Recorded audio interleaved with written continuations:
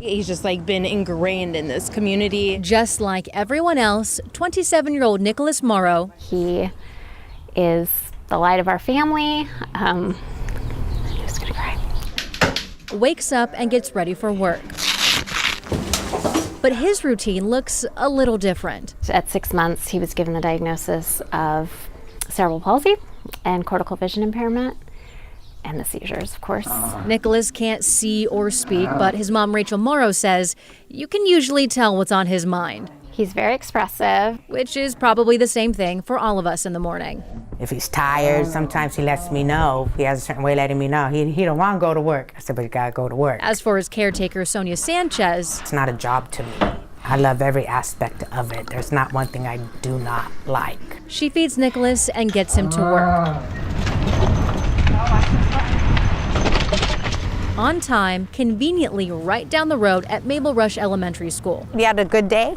All right. He's a crossing guard. See you tomorrow. With Sonya's help. Okay. So Nicholas is in front, and I have the back part.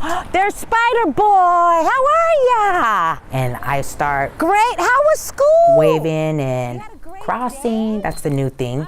And Nicholas will be there, bright orange, sometimes kicking his feet, joining in, letting them know we're on our way. Working before and after school. He's very kind and he's very nice. How are ya? The kiddos are often curious about Nicholas. Their little faces show the way they look. They're curious about not only him, but me too, and what it is we do and possibly why we do it. And so I let him know. At first he was like a little taken aback, but he seems to he's asked questions and kind of opened his idea of what it looks like for people like Nicholas. We are a great team. If you hang out on the corner with these two, it won't take long for you to see the waves and hear the honks.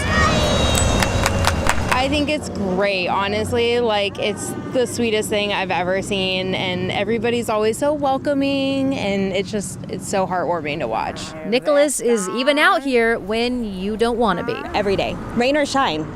Rain or shine. I mean, there are some days I don't want to be out here walking, Little Miss to school, but it's definitely amazing to have them both here. And that was the goal of getting him a job, is to be active in the community. My husband and I are not going to be here forever. The community will be, and I want to make sure that he's taken care of for his life, for the rest of his life.